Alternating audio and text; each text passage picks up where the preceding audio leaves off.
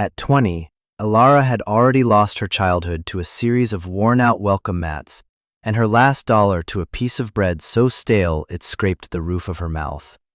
All the world left her was a 10 by 20-foot metal box, number 3B, a corrugated steel shell smelling of dust and endings, won in a storage auction for $5. The men in clean jackets and sturdy boots, men who bid in hundreds and saw the world as a balance sheet, they laughed. A thin girl in a frayed coat buying a dead man's forgotten junk for the price of a cup of coffee. They saw it as a punchline. But what nobody knew, what the laughing men and the hurried auctioneer and the impatient site manager could not see, was that the old man who owned it hadn't just left behind junk. He had left behind a promise. A promise kept in secret for half a century, paid in full, over and over again, in the quiet dark. That, though, comes later. First, there was the cold. It was a specific kind of cold, the kind that lives in the city in late autumn. A damp, needling chill that found its way through the thinnest parts of her coat and settled deep in her bones, a permanent guest. For 2 months since her birthday, the one that had marked her legal exit from the foster care system, this cold had been her most constant companion. It was there, in the stiff, scratchy blanket of the overnight shelter, in the pre-dawn gray that seeped through the windows of the 24-hour laundromat where she sometimes slept sitting up, and in the indifferent metal of the park benches that were her last resort. She had learned the city's hidden rhythms, the schedules of its ghosts. She knew which libraries didn't check bags too closely, which public restrooms had hand dryers that ran long enough to warm frozen fingers, and which bakeries threw out their day-old bread at precisely 9 o'clock. She had become an expert in being invisible, in making herself small, a skill she had perfected over a decade of moving from one temporary house to another. To be unseen was to be safe, but it was also to be profoundly, achingly alone. The auction was an act of desperation, a final, foolish gamble. She'd overheard 2 men at the shelter talking about it, a place where forgotten lives were sold off to the highest bidder. Mostly trash, one had said, but sometimes you find something. The word had snagged in her mind. Something. It was the opposite of the nothing she currently owned. She had exactly $6.42 in the world, folded into a small, tight square in her pocket. The bus fare was $1. That left $5 and change. She stood at the back of the small crowd, shivering, trying to look like she belonged. The auctioneer was a fast-talking man with a clipboard, moving from one unit to the next. He'd cut the lock with a pair of bolt cutters, the snap echoing in the concrete corridor. The metal door would roll up with a deafening rattle, revealing a frozen tableau. Piles of boxes, teetering stacks of furniture, the chaotic mess of a life packed away and then abandoned.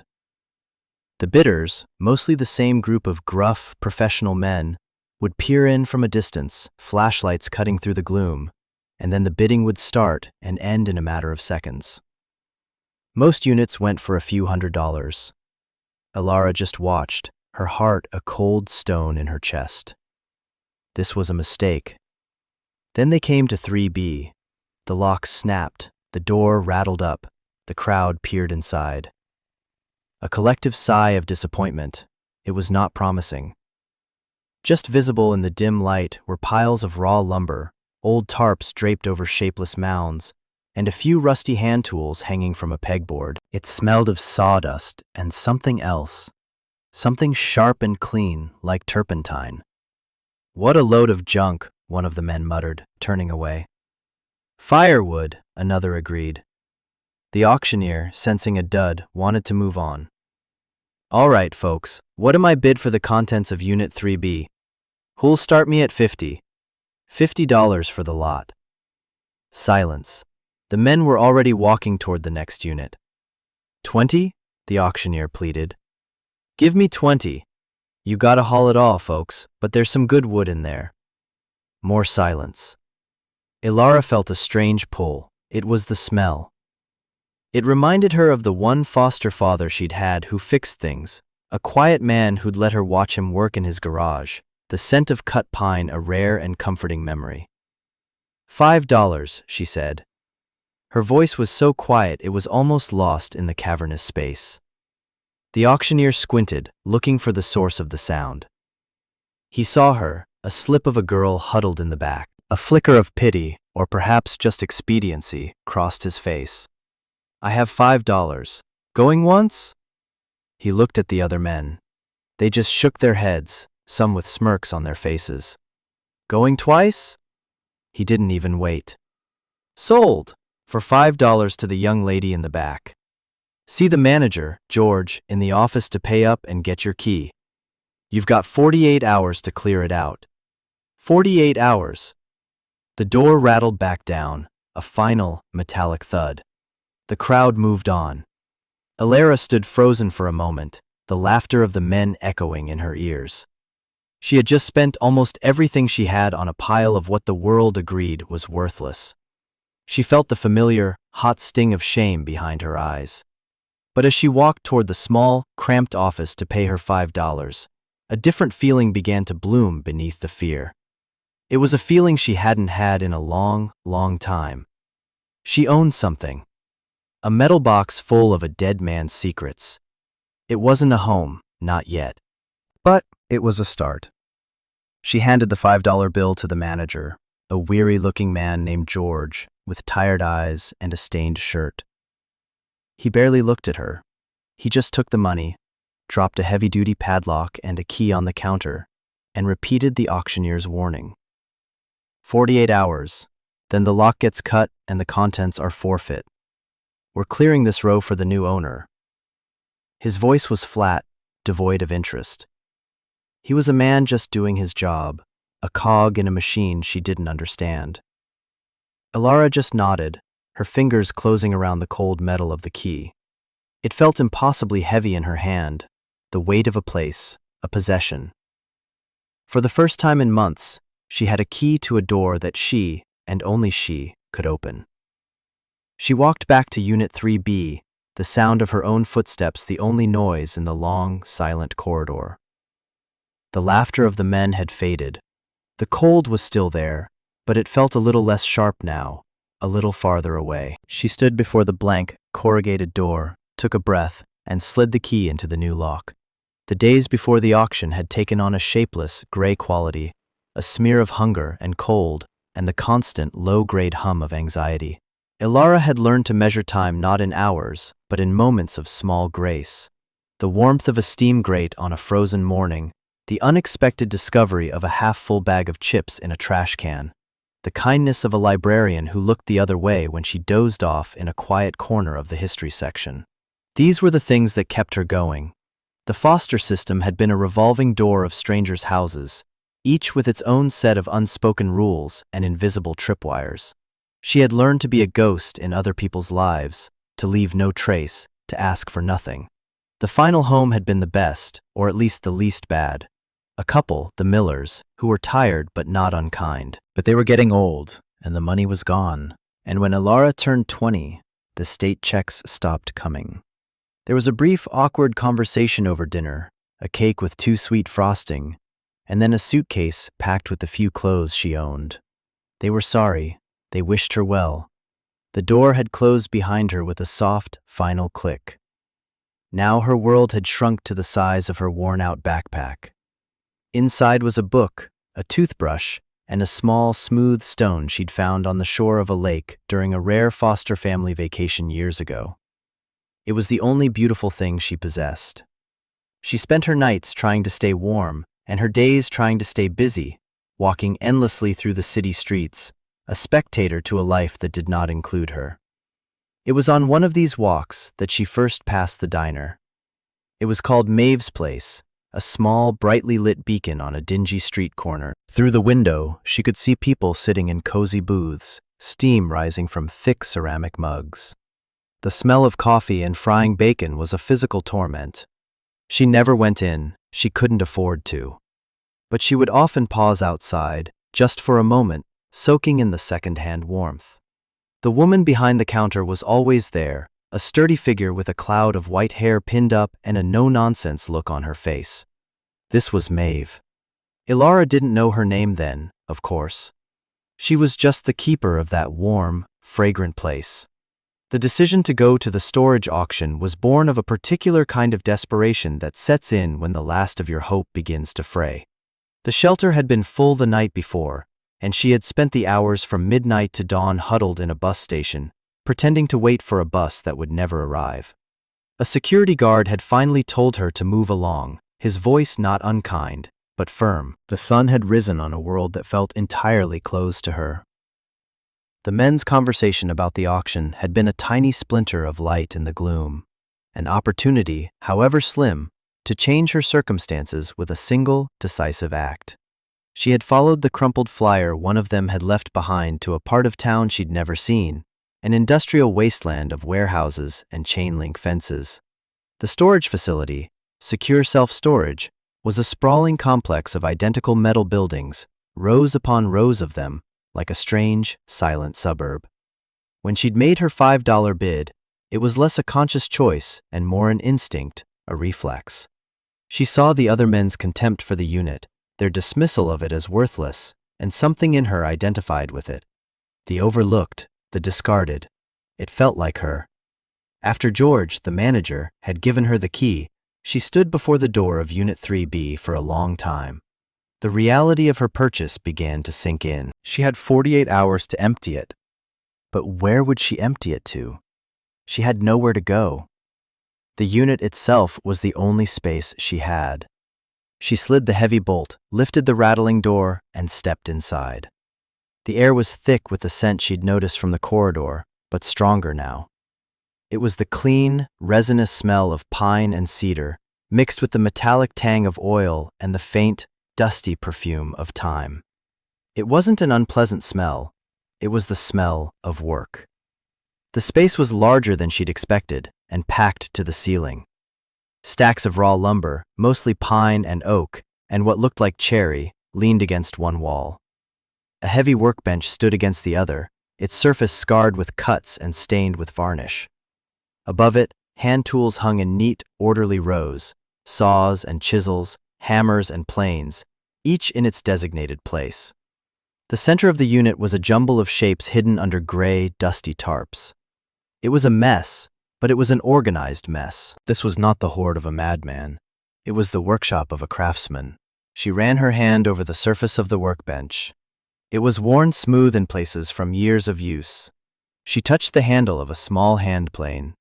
The wood was dark and polished from the grip of a hand, someone's hand, day after day. A life had been lived in here. As her eyes adjusted to the gloom, she began to see more.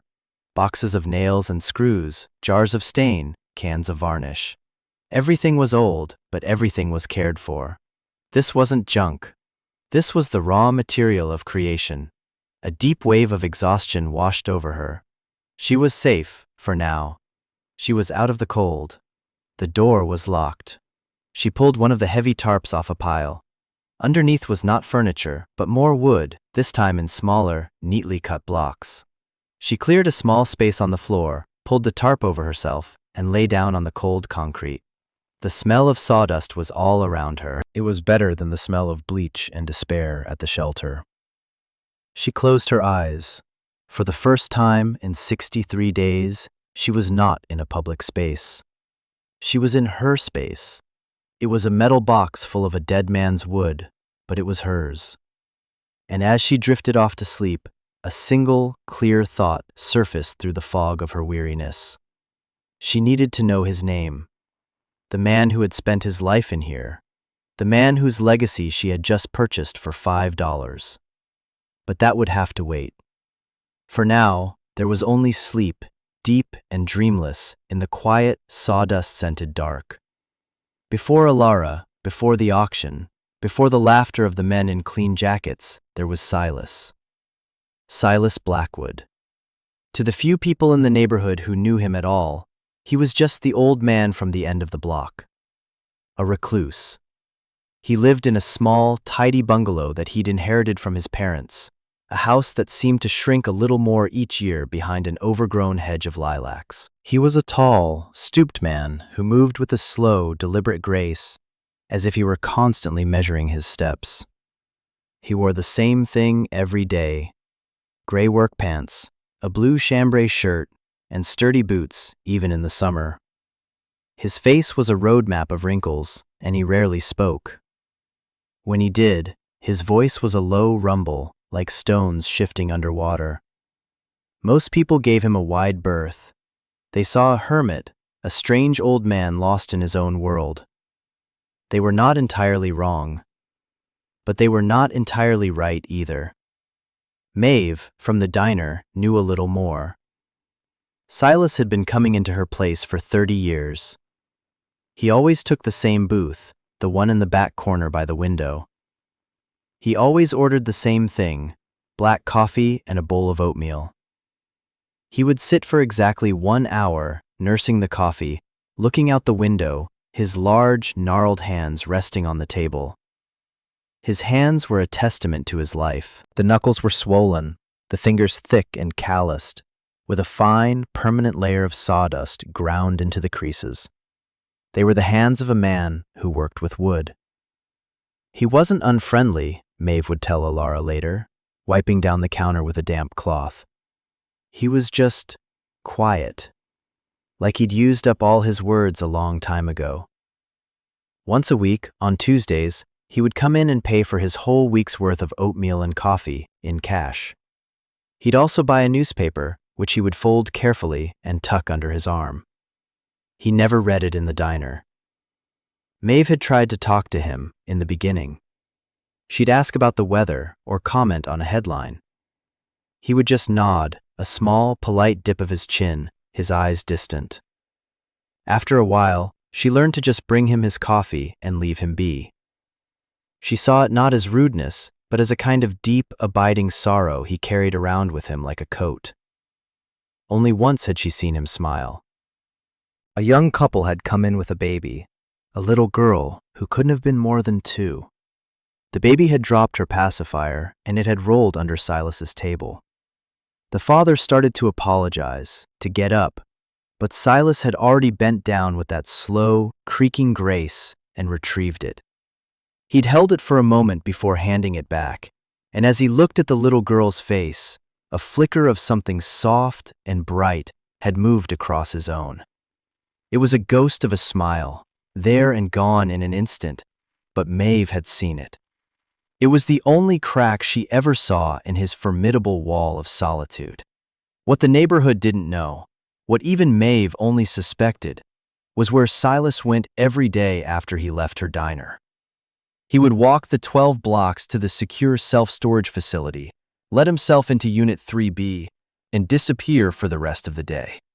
He had rented the unit for 42 years. He'd started with a small 5x10, then upgraded to a 10x10, and finally, 20 years ago, to the 10x20. It was more than a storage space.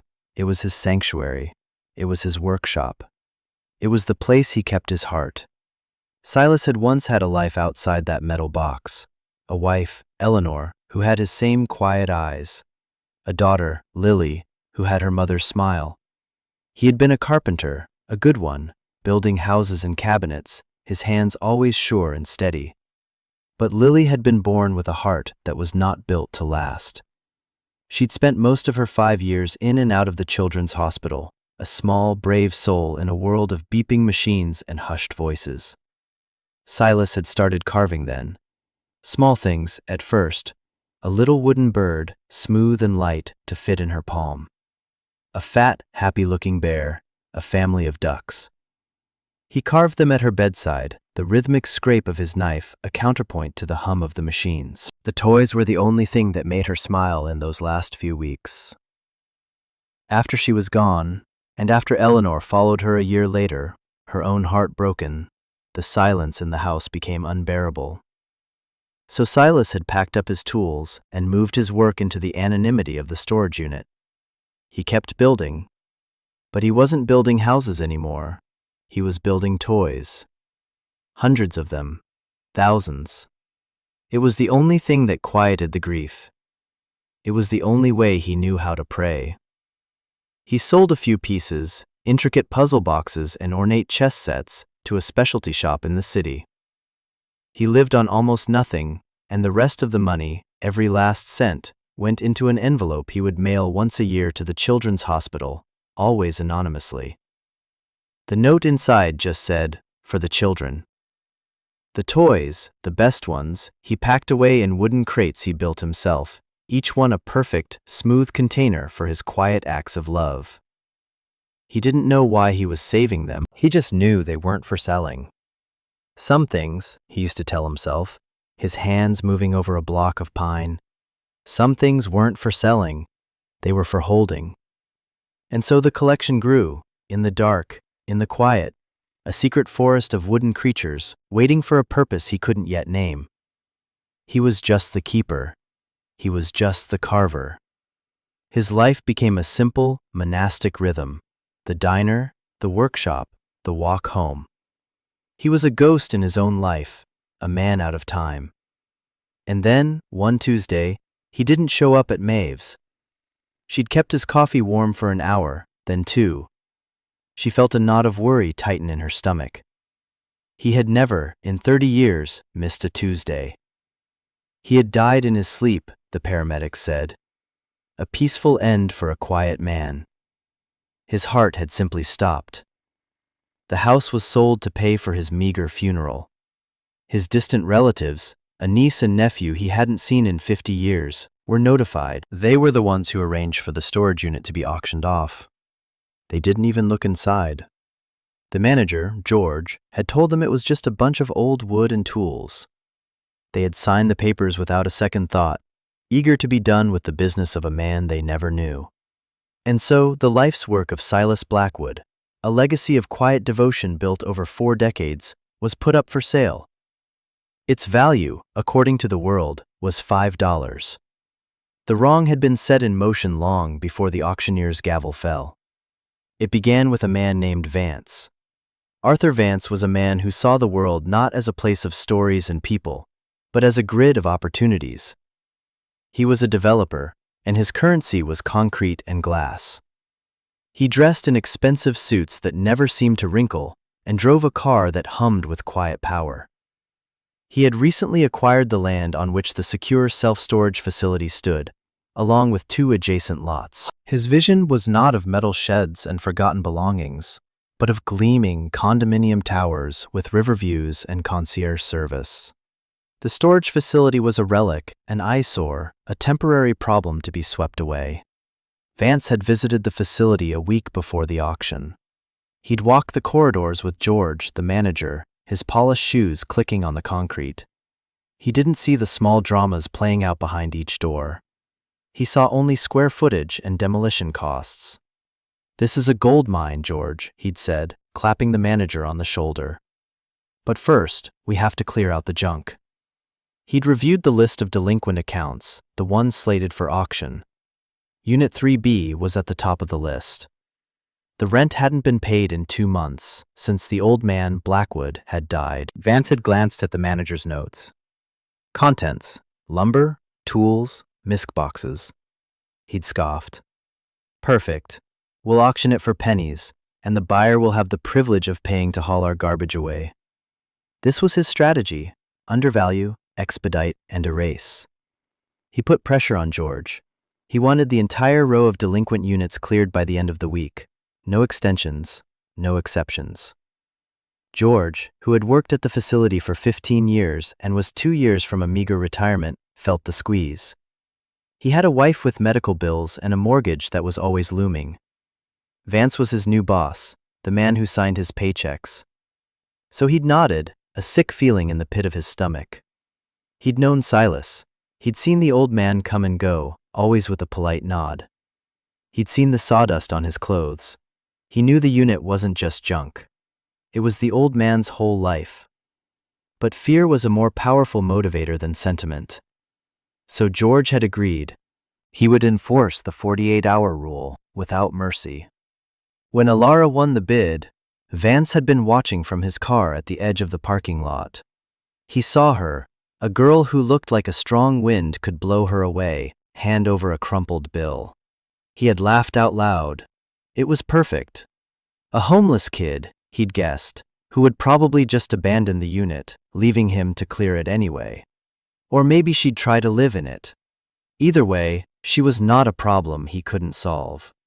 She was a temporary inconvenience, a piece of dust to be brushed aside. The first wrong was Vance's greed. The second was George's silence. The third was the world's indifference. When Ilara opened the door to her new possession, she stepped into the crosshairs of all three. After her first night's sleep in the unit, she awoke stiff and cold, but with a clarity she hadn't felt in weeks. She had a purpose. First, she needed to understand what she had bought. She spent the morning taking stock. With a sense of reverence, she lifted the tarps one by one. The shapes underneath were not random.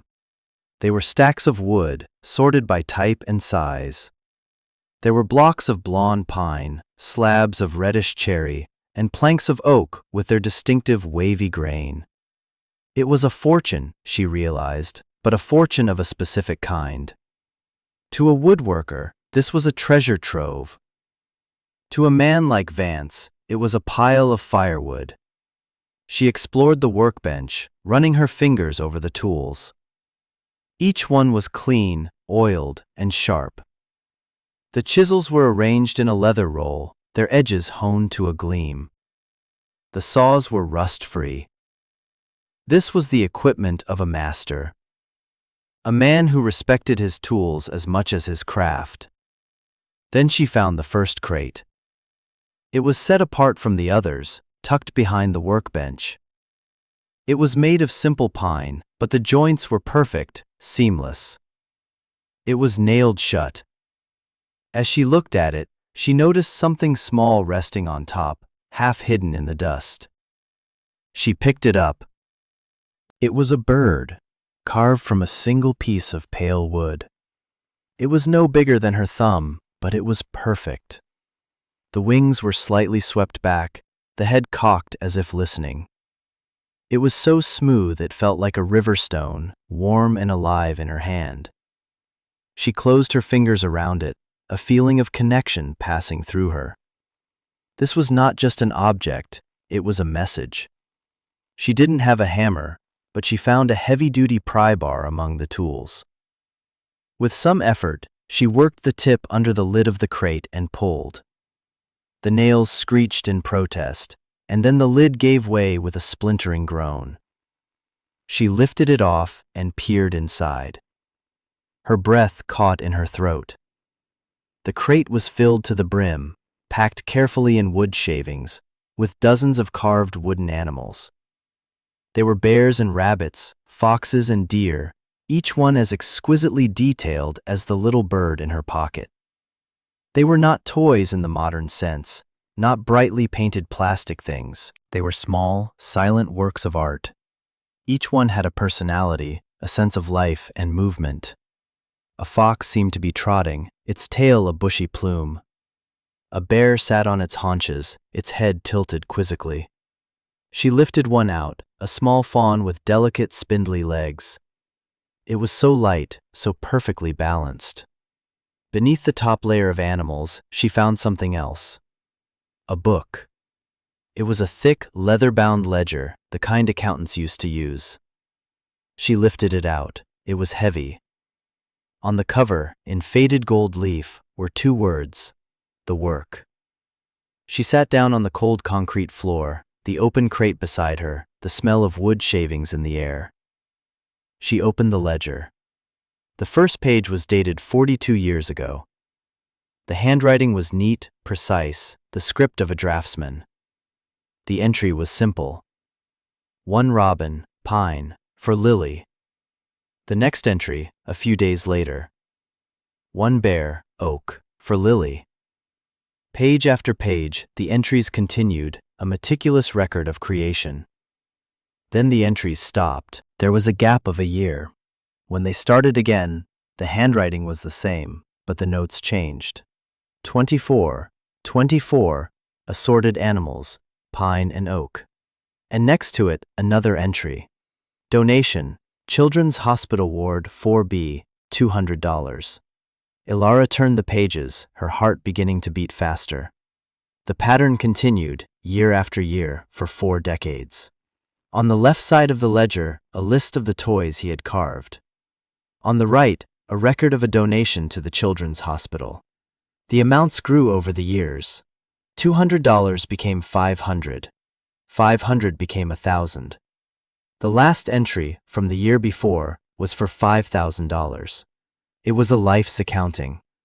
A secret history of quiet, relentless generosity. The man wasn't a hermit. He was a secret benefactor, a silent angel. She looked at the crate of perfect animals and then at the ledger in her lap. She looked at the stacks of wood waiting to be given form. This wasn't junk. It wasn't firewood. It was a legacy. And somehow, for the price of $5, it had become hers to protect. A wave of fierce, protective loyalty washed over her. She would not let this be thrown away. She would not let this be erased. Just then, she heard the scrape of a key in the lock. The door rattled open, flooding the unit with harsh daylight. George, the manager, stood there, silhouetted against the light. Behind him, she could see the sleek, dark shape of Vance's car. "Time's up," George said, his voice strained. "You need to be out, now." Ilara's first instinct was to hide, to make herself small, the way she had 1,000 times before. But she was not on a park bench or in a library. She was in a space that belonged to her, surrounded by the quiet dignity of a life's work. She got to her feet, the heavy ledger still in her hands, the small wooden bird a hard, solid shape in her pocket. She did not shrink. She just stood there, meeting the manager's gaze. "My 48 hours aren't up yet," she said. Her voice was steady. It surprised her. George shifted his weight, avoiding her eyes. He looked at the open crate, the scattered wood shavings, the stacks of lumber. He looked tired, and something else. Ashamed. "Mr. Vance wants the row cleared. He's accelerating the schedule." The lie was thin, and they both knew it. Behind him, a car door opened and closed. Arthur Vance walked toward them, his movements crisp and impatient. He stopped a few feet from the door, his expensive suit a stark contrast to the dusty, cluttered interior of the unit. He looked at Ilara with an expression of mild annoyance, as if she were a piece of litter on his pristine lawn. "What's the problem here, George?" Vance asked, his voice smooth and cold. "Is the unit not empty?" "She's working on it, Mr. Vance," George mumbled. Vance's eyes swept over the contents of the unit, lingering for a moment on the stacks of lumber. "This is unacceptable," he said, his voice dropping. "I want this unit empty by noon. All of it." He looked directly at Ilara. "That means you, and all this firewood." The word hung in the air, an insult to everything she had just discovered. Firewood. Ilara felt a surge of anger, cold and clean. "It's not firewood," she said, her voice quiet but firm. Vance gave a short, humorless laugh. "Young lady, I don't have time for this. You bought the contents of a junk locker. You have a contractual obligation to remove them. If you can't, I will have my own crew remove them, and I will bill you for the service." It was a threat wrapped in the language of business, a tactic he had used 100 times. It usually worked. But Ilara was not a business partner. She was the keeper of a secret. She held up the ledger. "This is not junk." Vance glanced at the book, unimpressed. "Old papers, more trash." "Noon," he repeated, turning away. "Have it gone, George." He walked back to his car without a backward glance, the matter already dismissed from his mind. George stood there for a moment, the silence stretching between them. He wouldn't look at her. "I'm sorry," he whispered, and it sounded like he meant it. "He's a hard man. Just try to get what you can out of here." He started to slide the door down. "Wait," Ilara said. "The man who owned this unit, Silas Blackwood. Did he have a dog?" The question seemed to catch George off guard. He paused, his hand on the door. "Yeah," he said, his voice softening for the first time. "An old mutt, Buster. Always waited for him out by the gate. Sad story. Animal control picked him up after the old man passed. He's at the county shelter, I think." He looked at her, a flicker of curiosity in his tired eyes. Then the shame returned. and he pulled the door shut, plunging her back into the dim, sawdust-scented quiet. The encounter left her shaken, but resolute. Noon. She had only a few hours. She couldn't possibly move all of this. She had nowhere to move it to. She needed help. She needed a witness. Her mind went to the diner, to the woman with the cloud of white hair, Maeve. And then her mind went to Buster, the dog who waited by the gate, a loyal witness.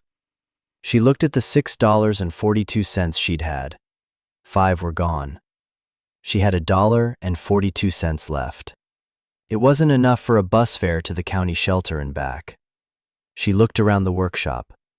Her eyes landed on a small, intricate puzzle box sitting on the workbench, half finished. It was a beautiful thing, made of interlocking pieces of cherry and maple. It was far from complete, but the craftsmanship was undeniable. She wrapped it carefully in a piece of clean cloth, tucked the ledger into her backpack, and locked the unit behind her. Walking out into the daylight, she felt exposed, vulnerable. She walked the 12 blocks to Maeve's diner, her heart hammered against her ribs. She was about to ask a stranger for help, something she had taught herself never to do. She pushed open the door. A small bell chimed. Maeve was at the counter, pouring coffee for a customer. She looked up as Alara came in, her expression neutral. Alara walked to the counter, her hands trembling slightly. "Excuse me," she said. Maeve finished pouring the coffee and turned to her. "What can I get for you, hun?" I don't want to order anything," Alara said, her voice barely a whisper. "I need to ask you something, about a man named Silas Blackwood." Maeve's expression sharpened. She studied Alara's face. "What about him?" Alara took a breath and began to talk. She told her about the auction, the $5 bid, the laughing men.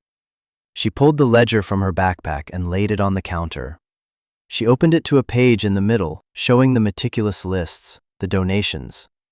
Then she unwrapped the puzzle box and placed it next to the book. Maeve looked at the ledger, her finger tracing one of the entries. She picked up the puzzle box, turning it over in her hands. She was silent for a long time. The diner was quiet except for the clink of silverware and the low murmur of conversation. "I knew it," Maeve said, her voice soft. "I knew there was more to him." She looked up at Alara, her eyes clear and direct. "What do you need?" The simple question, offered without judgment or suspicion, almost broke her. The tears she had been holding back for months burned at the back of her eyes. "They're going to throw it all away," Alara said, her voice thick with emotion.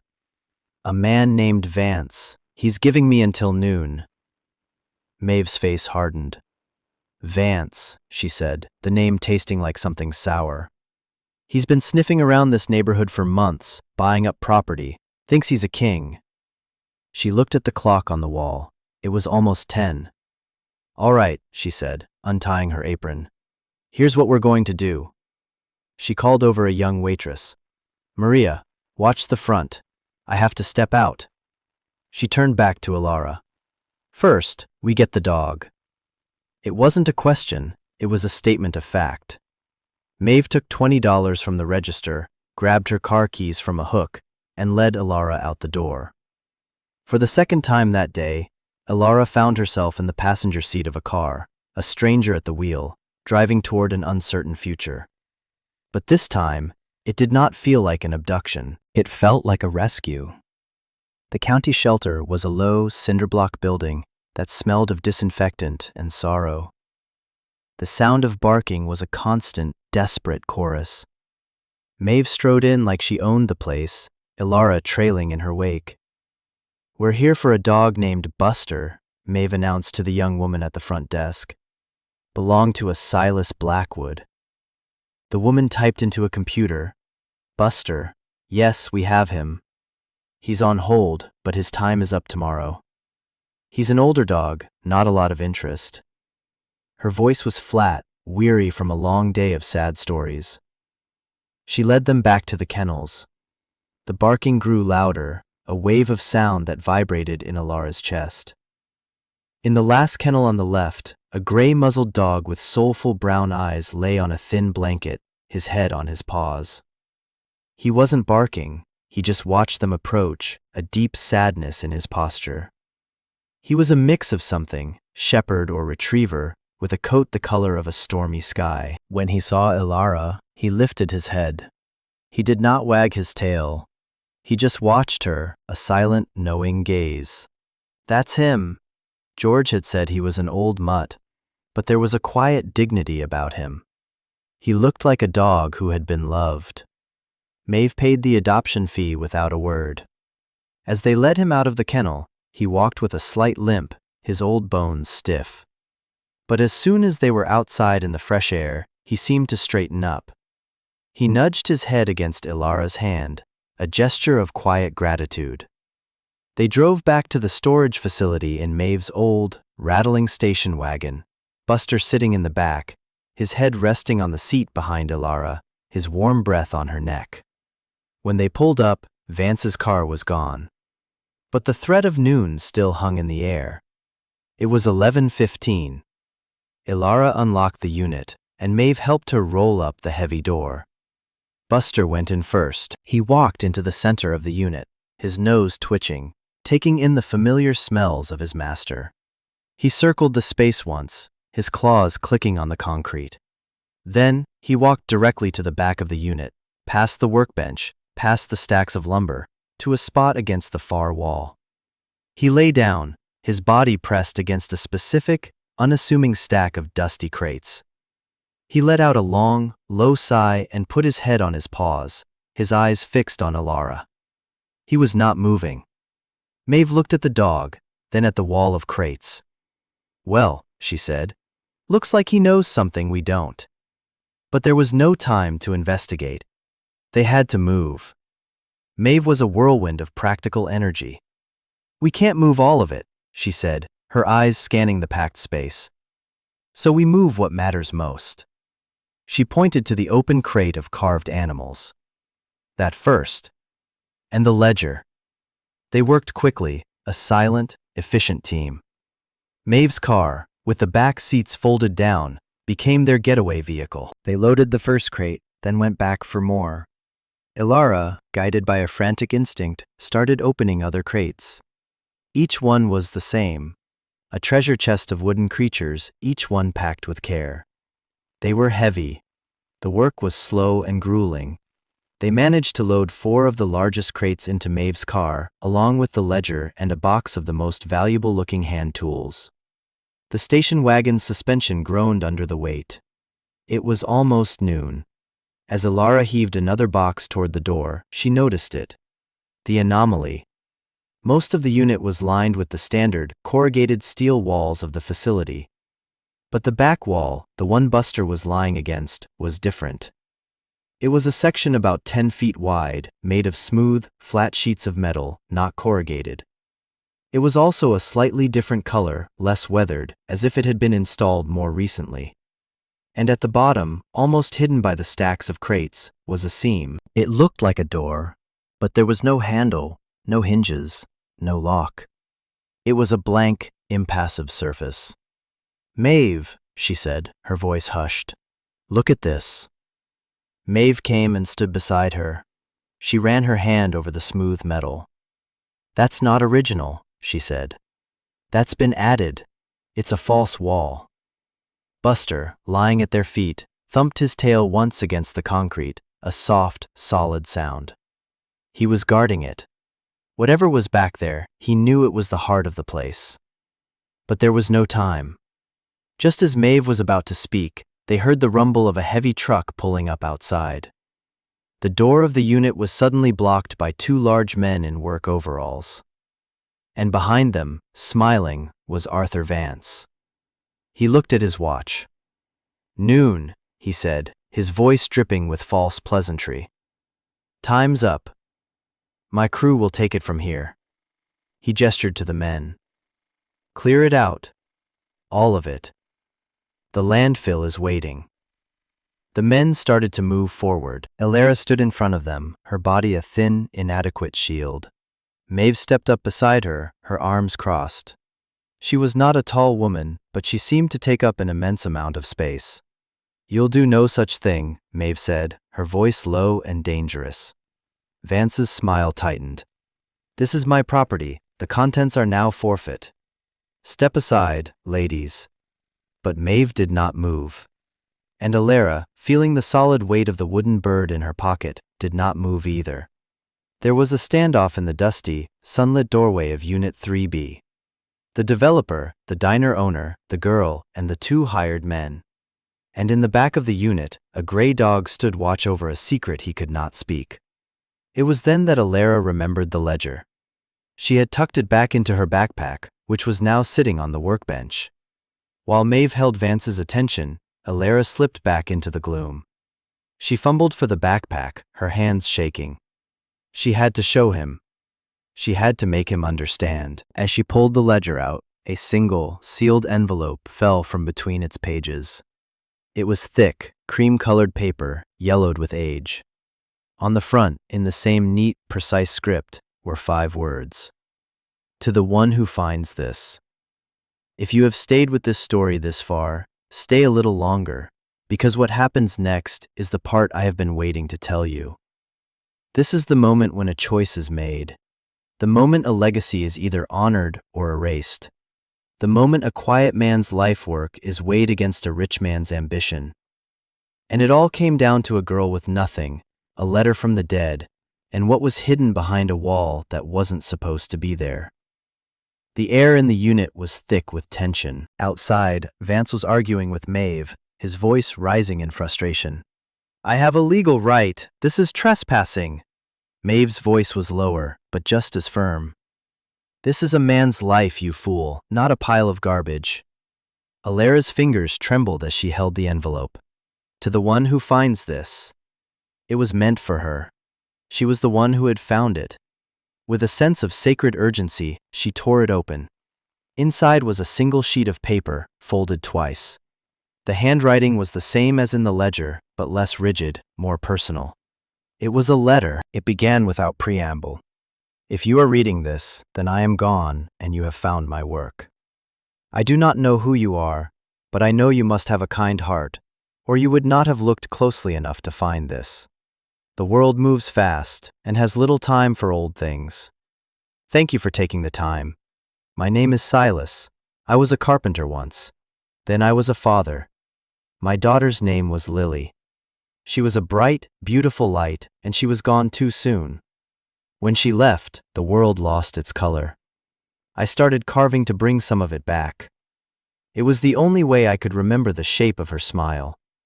The toys in the crates, they were for her. They are for all the children like her, the ones who are fighting battles in quiet rooms, the ones who need a small, smooth thing to hold on to in the dark. The money was for the doctors and nurses who fight alongside them. But there is more. The work is not finished. What you have found in the crates is only the beginning. The real treasure, my life's savings, is behind the back wall. I built it myself. The developer who bought this land is a man who only understands profit. He will not see the value in this. He will see it as an obstacle. You must be cleverer than he is. There is no key. There is no lock. There is only a simple truth that every good carpenter knows. Measure twice, cut once. It is the most important rule. Remember it. What you find back there is not for you, not to keep. It is to be used to continue the work. Or if the work cannot continue, it is to be given, all of it, to the Children's Hospital on Elm Street. Do with it what is right. I am trusting you. You are the keeper now. The letter was unsigned. It didn't need to be. Alara's head was spinning. A false wall, a hidden treasure, and a clue. Measure twice, cut once. What did it mean? She looked at the smooth metal wall Buster was still guarding. It was a solid, seamless barrier. But Silas was a carpenter, a master craftsman. He wouldn't have built something that couldn't be opened. He would have hidden the seam in plain sight. Measure twice, cut once. It was a proverb, an instruction. She looked at the workbench. Her eyes scanned the neat rows of tools. saws, chisels, and measuring tapes. 2 of them hanging on a hook. A long metal contractor's tape and a smaller wooden folding ruler. Measure twice. She grabbed them both. The commotion at the door was escalating. Vance had taken out his phone. "I'm calling the police," he said, his voice shaking with fury. "I'll have you both arrested." "Go ahead," Maeve said, her voice like ice. "I'm sure they'll be very interested in why you're trying to illegally evict a tenant and seize her property." Alara ignored them. Her mind was racing. Measure twice. She looked at the wall again. It was made of 4 large vertical panels of sheet metal, each about 2.5 feet wide. 10 feet in total. She extended the metal measuring tape. The wall was exactly 10 feet wide and 8 feet high. A standard measurement. No clues there. Cut once. It wasn't about cutting. It was about a cut, a line, a seam. She looked at the wooden folding ruler in her other hand. It was an old-fashioned one, the kind that unfolded in sections. She opened it. It was 2 feet long. She placed it against the wall. Nothing. Then she had an idea. It was so simple, so elegant, it had to be right. A carpenter's trick. A secret hidden in the open. She went back to the workbench and found a piece of chalk. She returned to the wall. She measured 2 feet up from the floor and made a mark. Then she measured 2 feet in from the left edge and made another mark. Then she did the same from the right edge. She now had 3 marks on the smooth metal surface. She took the wooden folding ruler and placed it on the marks. It formed a perfect horizontal line. Then she pushed. At first, nothing happened. She pushed harder, leaning her weight into it, and then she felt it. A slight give. A click deep inside the wall. It wasn't a cut. It was a release mechanism. A hidden latch triggered by pressure applied at exactly the right points along the specific line. Measure twice, meant to use 2 different points of measurement to find the line. Cut once was the line itself, the single straight cut across the panel that you had to press. The seam wasn't on the edge, it was in the middle. A section of the wall, about 6 feet wide and 4 feet high, had just unlatched. There was now a faint, dark line around it. Alara's heart was pounding. She put her fingers into the new seam and pulled. The panel was heavy, but it swung inwards smoothly and silently on hidden hinges. It was a door, and it opened into darkness. At that exact moment, 2 things happened. Vance, having given up on his phone call, stormed into the unit. "That's it! I've had enough of this," he yelled, grabbing for Alara's arm. And from the darkness of the hidden room, a faint, musty smell of old paper and wood varnish wafted out. Vance froze. His hand dropped from her arm. He stared, his mouth agape, at the black opening in the wall. What is that?" he stammered. Alara didn't answer. She reached inside the opening, fumbling along the wall until her fingers found a switch. She flipped it. A single, bare bulb flickered on, casting a dim, yellow light. The space behind the wall was not large. It was a room, about 10 feet deep and 10 feet wide. And it was filled, floor to ceiling, wall to wall, with wooden crates. They were identical to the ones outside, neatly stacked, each one stenciled with a number and a year. There were hundreds of them. A solid, silent library of a man's hidden life. It was a breathtaking sight. A testament to 40 years of solitary, devoted labor. Vance stared, his face a mask of disbelief. "What is all this?" Maeve, who had followed him in, let out a low whistle. "It's his work, you idiot," she said, her voice filled with awe. "It's the rest of it." Buster got to his feet, walked into the hidden room, and lay down again in the center of it, as if to say, Here is the heart." Vance recovered quickly. His shock morphed back into avarice. He saw not a legacy, but inventory. "This is This is all part of the unit's contents, he said, his voice greedy. It's all forfeit. It's all mine. He stepped toward the opening. But Alara stood in his way. No, she said. She held up the letter. This belongs to the children. And as if on cue, a new voice came from the doorway. Excuse me? I'm looking for a Mr. Silas Blackwood. A woman stood there, dressed in blue scrubs, a hospital ID badge clipped to her pocket. She looked flustered, confused. I'm from the Children's Hospital. He usually makes his donation by now. We rely on it. We call him our silent angel.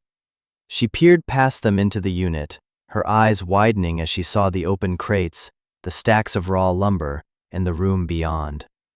Her gaze fell on the open crate by the door, the one filled with the little carved animals.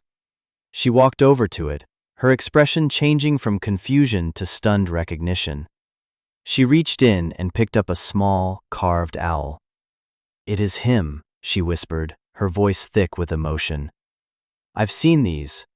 We have a few in the ward. The children, they cherish them. We never knew where they came from.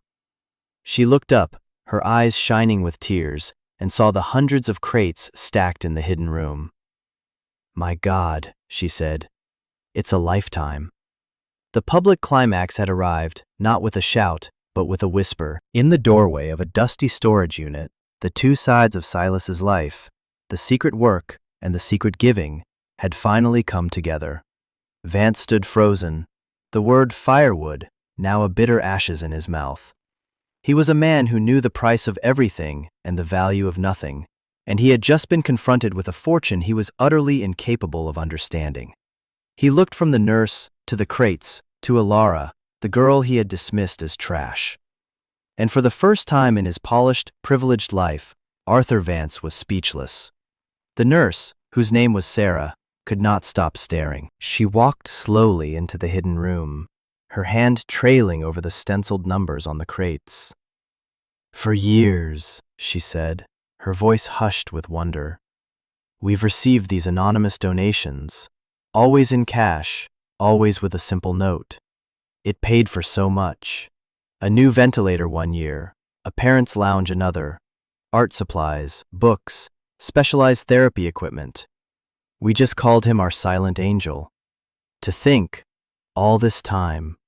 Her voice trailed off as the sheer scale of the operation settled upon her. She looked at Alara, then at Maeve. He passed away? Maeve nodded. Couple of months ago. Vance finally found his voice, though it was strained, uncertain. He was a man on shifting ground, his usual confidence shattered. This is irregular. This property is mine. The contents were legally auctioned. Sarah, the nurse, turned to him, her expression hardening. The gentle awe was replaced by a steely resolve. This, she said, gesturing to the room full of crates, is not contents. This is the legacy of one of the most generous benefactors our hospital has ever had. And you were going to throw it in a landfill? The accusation, delivered so flatly, was more damning than any shout. The two burly workers Vance had hired were still standing in the doorway, their faces a mixture of confusion and dawning comprehension. They looked at Vance, then at the crates, then at Alara. One of them slowly took off his cap and held it in his hands, a gesture of respect. The silence was broken by George, the manager. He had been hovering in the background, a ghost at the edge of the drama. He stepped forward now, his face pale, his hands twisting the hem of his stained shirt. It's my fault, he said, his voice cracking. I didn't know this, he gestured to the hidden room. But I knew the old man. I knew he was a good man. I knew this wasn't junk. All eyes turned to him. Vance. Mr. Vance. He put the pressure on. He wanted it all cleared out fast. He said he'd fire me if I didn't enforce the rules. My wife, she's sick. I was scared. It was a confession, raw and painful. He looked at Alara, his eyes pleading for a forgiveness he didn't deserve. I'm sorry, miss. I truly am. What he was doing in here, it was important. I knew it was. I was a coward. Vance shot him a look of pure venom. Shut up, you idiot. But George didn't shut up. He seemed to grow taller, the weight of his confession lifting a burden from his shoulders. He turned to Vance. No, he said, his voice gaining strength. No, I won't shut up. You wanted this gone. You laughed at her for buying it. You called it firewood. You don't deserve to be in the same room as this. He then turned to Alara. There's an empty unit at the end of the row, a big one. The one my brother-in-law uses for his business, but he's out of town. We can move it all there. It'll be safe. I'll help you. I'll do it myself. The offer was an act of penance, a first step toward amends. The redeemable antagonist had broken. He had chosen a side. Maeve, who had been watching this all unfold with a shrewd, discerning eye, gave a single sharp nod. All right then, she said, taking charge. Let's get to work. What happened next was a small miracle of spontaneous community. Maeve called her diner and told Maria to start making sandwiches and coffee. The two workers Vance had hired looked at each other, then at their boss, who stood sputtering, his authority completely evaporated. One of them, a big man with a kind face, looked at Alara. Where do you want to start, miss? He asked. Vance threw his hands up in disgust. You're fired, both of you. The man just shrugged. Fine by me. I'd rather do something good for a change. He and his partner started carefully lifting the first crate from the hidden room. The news spread through the facility with the speed of gossip. Other renters, drawn by the commotion, came to see what was happening. A woman who ran an antique business, a man who restored old motorcycles.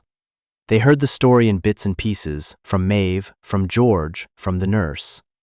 They saw the endless stream of crates emerging from the hidden room, and one by one, they started to help. The community chorus had arrived. They formed a human chain, passing the heavy crates from Unit 3B down the long corridor to the empty unit George had offered. It was a slow, respectful procession. Each crate was handled with care, as if it contained something sacred, which Alara realized it did. Vance stood by, impotent and fuming, his threats and legal jargon completely ignored. He was an outsider now, a man whose currency had no value here. The currency of this place, for this afternoon, was sweat and solidarity. He watched as the monument to quiet goodness that he had tried to destroy was instead saved by a small army of strangers, led by a homeless girl, a diner owner, and a shamed manager. His world of contracts and bottom lines had collided with a world of meaning and legacy, and his world had shattered. Finally, defeated, he turned and stormed off, his angry footsteps echoing down the concrete hall. No one watched him go. They were too busy with the work. By late afternoon, the hidden room was empty. Unit 3B stood bare for the first time in decades, a hollowed-out shell. The workbench, the tools, the lumber, and hundreds of crates were now safely housed in the new unit, the door secured with a fresh lock. Alara stood in the center of the new space, surrounded by Silas's life. Maeve put a hand on her shoulder. He would have been proud of you, she said quietly. George, his face streaked with sweat and grime, came over and handed her the key. He didn't say anything. He just looked at her, his eyes full of a gratitude that was deeper than words. The nurse, Sarah, had called the hospital, and a local news crew was rumored to be on its way. The story of the silent angel was about to become public. Alara felt a wave of dizziness. It was all too much. She sank down onto one of the crates, the exhaustion of the last few months, the last few days, the last few hours, hitting her all at once. Buster came and lay his heavy head in her lap. She stroked his soft ears, the rhythmic motion a small anchor in the swirling chaos. She had won. She had saved it. But now, a new, heavier question settled upon her. The letter had been clear. You are the keeper now. What on earth was she supposed to do next? The aftermath was a blur. The local news story ran that night, a short segment at the end of the broadcast. It was a human interest piece, a feel-good story for a world starved of them. They called her the $5 heir. They showed brief, shaky footage of the crates, a close-up of a carved fox, and an interview with a tearful nurse Sarah, who spoke glowingly of the hospital's silent angel. They mentioned Arthur Vance's development company, which declined to comment. They painted Alara as a kind of folk hero, the down-on-her-luck girl who had stumbled into a fairy tale. The story, in its simple televised form, was both true and not true at all. It captured the what, but not the why. It missed the weight of the legacy, the quiet desperation that had led her to the auction, the profound responsibility that now rested on her shoulders. The day after the story aired, things began to change. The first offer came from a high-end art gallery in the city. They wanted to exhibit the collection and then auction it off, piece by piece. The estimated value, they said, was staggering. "We're talking 7 figures, Ms." They didn't know her last name. Alara had never offered it. She just listened to the slick, confident voice on Maeve's diner phone and felt a wave of nausea. He was talking about the toys as if they were stocks, commodities. He used words like provenance and market value. He did not understand. "They're not for sale," she said, and hung up. More offers followed. A toy company wanted to buy the rights to reproduce the designs. A museum wanted to acquire the entire collection for its folk art wing. A lawyer representing Silas's distant relatives, the ones who had signed the unit away, called to make vague, threatening noises about contesting the sale. To all of them, Alara gave the same answer.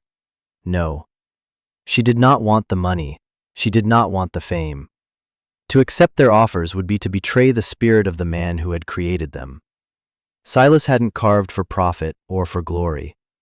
He had carved to heal his own broken heart and to bring a small measure of comfort to children who were suffering. Selling the collection would be the ultimate violation of his trust. Some things aren't for selling. The phrase had become a mantra, a moral compass. She found her found family cohering around her. Maeve let her sleep on a small cot in the back room of the diner, refusing any offer of rent. "Family helps family," she'd said, shutting down any argument. "And you're family now."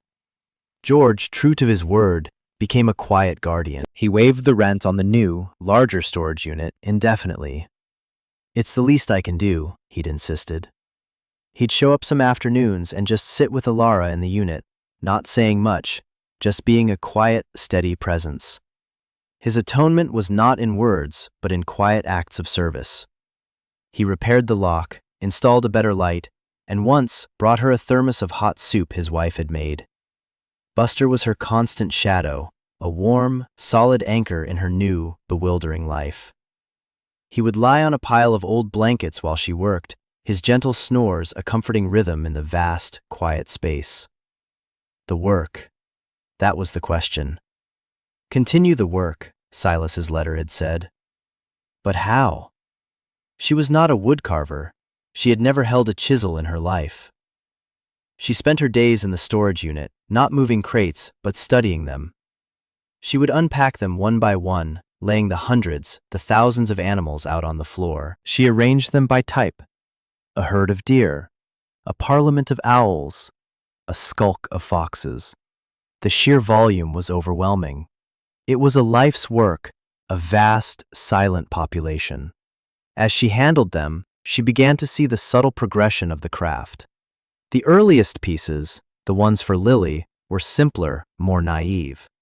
The later pieces were more refined, the lines more confident, the details more intricate. She could see the passage of time, the honing of a skill through endless repetition. She found the unfinished pieces as well. A crate of birds that were carved but not yet sanded. A box of bears waiting for their final coat of varnish. And a single, half-carved block of pine on the workbench, the outlines of a rabbit just beginning to emerge. This was where his life had been interrupted. She picked up the block of wood. She picked up the chisel that lay beside it. The handle was smooth and dark, shaped by Silas's grip. She held it in her own hand. It felt foreign, clumsy. She sat at the workbench, the same bench where he had sat for 40 years, and she touched the chisel to the wood. The first cut was a disaster. The wood splintered. The line was jagged. She tried again, remembering the pressure, the angle she had observed in his finished work. It was a language her hands did not yet speak. But she did not give up. She spent hours, then days, then weeks, just sitting at that bench. She read the few books on woodworking she had found in the unit. She studied the finished pieces, tracing their lines with her fingers. And she practiced. She took scrap pieces of pine and tried to replicate the simple curve of a bird's wing. Most of her attempts ended up in a pile on the floor. But slowly, painstakingly, something began to shift. Her hands started to learn the feel of the wood, the way the grain would split, the amount of pressure needed for a clean cut. She learned the unique voice of each tool. She learned to sharpen the chisels, to oil the planes. She was not just learning a craft, she was communing with a ghost. Maeve would bring her dinner. George would check in on her. But mostly, she was alone with the wood and the tools and the dog, lost in a state of intense, focused concentration. She was not trying to become Silas. She was trying to understand him. And in understanding him, she was beginning to find herself. She was no longer the invisible girl.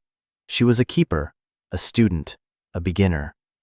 One afternoon, weeks into her apprenticeship, she finished her first piece. It was a small, simple bird, the same one she had found on top of the first crate. It was not perfect. It was a little clumsy, the lines not quite as smooth as Silas's. But it was whole. It was hers. She had made it. She held it in the palm of her hand, the wood still warm, and for the first time since she was a little girl, she felt a pure, uncomplicated sense of pride. The work could continue. Spring came fully by mid-April, washing the city in soft light and the smell of damp earth. The story of the silent angel and his $5 heir had faded from the news cycle, replaced by other, more urgent headlines. The world, for the most part, had moved on. But for Alara, the world had just begun. The storage unit had transformed from a warehouse into a workshop, her workshop. The chaotic energy of the discovery had settled into a quiet, productive rhythm. Her days took on a shape, a purpose. She would wake early, share a simple breakfast with Maeve at the diner, and then walk the 12 blocks to the facility, Buster trotting faithfully at her side. She spent her days at the workbench, surrounded by the silent company of Silas's creations. Her hands, once soft and pale, were now calloused and strong, often smudged with sawdust. She had mastered the sanding of his unfinished pieces, learning to bring out the wood's inner light with progressively finer grades of paper until the surface felt like silk. She learned to apply the varnish, a mixture of oil and beeswax from a recipe she found scrawled on a scrap of paper in one of Silas's books. The process was slow, meditative. It filled the cavernous unit with a clean, sharp scent that she had come to associate with peace. She had finished all of his uncompleted work. The crate of birds was now smooth and ready. The box of bears gleamed with a soft, low luster, and the half-carved rabbit had been brought to life, its form completed by her own, now steadier, hands. It sat on the workbench, a collaboration across time, a testament to a legacy passed from one quiet soul to another. The question of the money, the treasure Silas had mentioned in his letter, still remained. She hadn't looked for it. The crates themselves, the work, had been the priority. But one day, George came by, a worried look on his face. "There's a rumor," he said, "that Vance is trying to get a court order, to have the original unit inspected. He's telling people there might be a structural issue, a hazard. But I think he's looking for something." Ilara knew he was right. Vance had not given up. He was still convinced there was a monetary prize he had been cheated out of. He was still sniffing around the edges of the story, unable to let it go. That night, Ilara knew it was time. She went back to the now empty Unit 3B with a flashlight and a pry bar. The space felt hollow, haunted by echoes. She ran her hand over the back wall, the place where the hidden door had been. George had helped her seal it back up, but the seam was still there if you knew where to look. Following the same logic as before, she realized the treasure wouldn't be in the room with the toys. That was the legacy. The treasure was the fuel for the legacy. It had to be somewhere else. Measure twice, cut once, the phrase came back to her. It wasn't just about the door, it was a philosophy. She looked around the empty unit. What else had Silas built? The workbench. It was a massive, heavy thing, built of solid oak, its legs thick as railroad ties. She had assumed it was just a piece of furniture, but now she looked at it with a carpenter's eye. The construction was too heavy, too deep for a simple workbench. The top was a solid 4-inch slab of butcher block. She measured it. It was exactly 6 feet long and 3 feet wide, standard enough. But then she measured the height of the legs and the space underneath, and she noticed the discrepancy. The space for your knees when you sat at it was shallower than it should be. There was a void. She got on her hands and knees with the flashlight. The front of the bench was solid, but when she crawled around to the back, the side that had faced the wall, she found it. A single, perfectly flush panel. Its grain matched so precisely to the surrounding wood that it was nearly invisible. There was no handle, but there was a tiny hole, no bigger than a nail head. A keyhole? No, Silas was more clever than that. She went back to her workshop and retrieved one of the chisels, the one with the finest, sharpest point. She returned and inserted the tip of the chisel into the hole. It was a release. She pressed, felt a soft click, and the panel swung open. Inside was a small cavity, and nestled within it, a metal lockbox. It wasn't locked. She lifted the lid. It was full of money. Not piles of loose cash, but neat, paper-banded stacks of $100 bills. And on top of the money, another envelope. This one simply said, "Paid in full." Inside there was no letter, just a single folded document. It was the deed to the small bungalow Silas had lived in. He had paid off the mortgage 20 years ago, and tucked inside the deed, a handwritten bill of sale, transferring ownership of the house and all its contents to the keeper of the work, for the sum of $1. It was signed, dated, and notarized. He had left her a home. He had left her the means to continue. Not a fortune to be spent, but a foundation to be built upon. The money was not a prize, it was seed corn. Elara sat on the floor of the empty storage unit, the lockbox in her lap, and she wept. Not tears of sadness or even of joy, but of overwhelming, crushing gratitude. The quiet old man had thought of everything. He had not just left her a project, he had left her a life. The next day, she and Maeve went to the city records office with the paperwork. It was all legal, all binding. Arthur Vance's court order, if it ever came, would find nothing. The treasure was gone, and the house now belonged to Elara. She had a home, an address, a place to put down roots. She didn't move in right away. First, she and George and Maeve moved the workshop.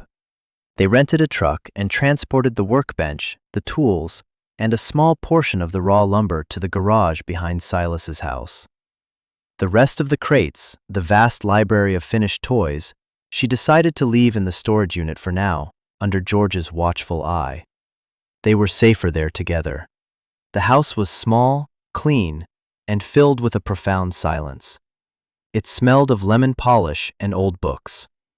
In the living room, there was only one photograph on the mantelpiece. A black and white picture of a smiling woman and a little girl with bright, curious eyes. Eleanor and Lily. Elara had found the heart of the story. She spent the first few weeks just living in the quiet, tending to the overgrown lilac bushes, cleaning the windows until they sparkled.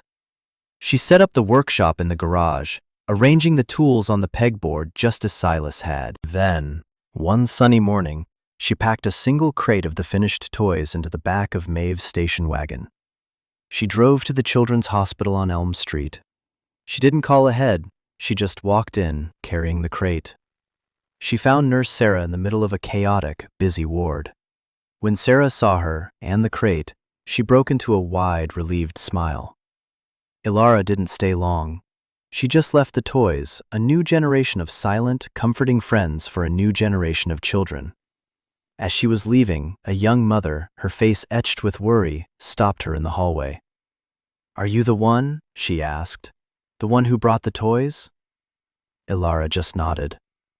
"Thank you," the woman said, her voice thick with unshed tears. "My son. He hasn't smiled in a week. But he's holding one of the little wooden horses. He won't let it go." Ilara didn't know what to say.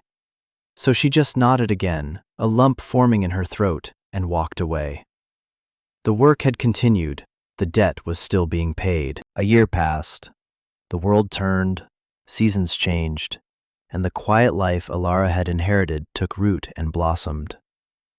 The garage behind the little bungalow was now a place of constant, gentle industry. The scent of sawdust was a permanent perfume in the air. Ilara was no longer a student, but a craftswoman in her own right. Her hands knew the language of the wood now. She could read the grain, anticipate the way a chisel would move, feel the perfect, smooth finish with her eyes closed. She had not tried to replicate Silas's work, but to build upon it. She designed new animals, simpler forms, easier for the smallest hands to hold. She developed a non-toxic finish made of beeswax and mineral oil, safe for a curious child's mouth. The stacks of raw lumber in the storage unit were slowly, steadily being transformed. The house, once silent, now held the quiet sounds of a life being lived. The ticking of a clock, the soft snores of an aging dog, the rhythmic scrape of a hand plane from the garage. Buster was slower now, his muzzle almost entirely white, his limp more pronounced. But his eyes were bright, and he spent his days sleeping in a patch of sun by the garage door, a faithful, furry foreman. Maeve came for dinner every Sunday, bringing pies and neighborhood gossip. George would stop by with his wife, who was feeling much better now, and they would sit on the porch and drink iced tea. Her found family was her anchor. The story had become a local legend, a modern fable. People in the neighborhood knew who she was. They called her the toy maker. They would leave bundles of firewood on her porch or bags of homegrown vegetables. They were small, quiet gestures of support, a community weaving a net of kindness around her. She never touched the money in the lockbox, except to pay the property taxes and to buy new supplies when the lumber ran low. It was not her money. It was the foundation, the legacy. Arthur Vance had long since vanished from her life. His condominium project had stalled, mired in bad press and zoning disputes. The last she'd heard, he had sold the land at a loss to another developer who planned to build a community park. The world, it seemed, had a way of balancing its own ledgers. One cool autumn afternoon, almost 2 years to the day since the auction, Ilara sat at her workbench, sanding a small, familiar shape. It was a bird, carved from a single piece of pale pine, its wings slightly swept back, its head cocked as if listening. It was the first thing she had ever found, and the thing she had most often returned to. As she worked, she saw a car pull up outside the hospital across the street. A young couple got out, their movements stiff with fear and exhaustion. The man was carrying a small child, a little boy wrapped in a blanket, his face pale against his father's dark coat. They looked lost, terrified, standing on the precipice of a world of beeping machines and hushed voices. Ilara put down the bird. She wiped the sawdust from her hands, walked across her small lawn, and crossed the street. She approached the family quietly, not wanting to startle them. The mother looked up, her eyes wide with fear. Ilara didn't say anything. She just held out the small wooden bird. The mother hesitated for a moment, then nodded, a silent understanding passing between them. She took the bird and gently tucked it into the hand of her sleeping son. His small fingers curled around it reflexively. "Thank you," the father whispered, his voice hoarse. Ilara just gave a small nod, the same gesture she had offered in that same hallway a year before. She turned and walked back to her house, back to her workshop. She did not look back. She did not need to. The circle was complete. The legacy was not in the crates, not in the house, not in the money. It was in the gesture, a quiet offering of a small, smooth thing to hold on to in the dark. She sat down at the bench, the late afternoon sun slanting through the window, illuminating the floating dust motes like 1,000 tiny stars. She picked up a fresh block of wood and a chisel. There was more work to be done. There were always more children. There was always more darkness to be filled with a little bit of light. The work continued. Paid in full,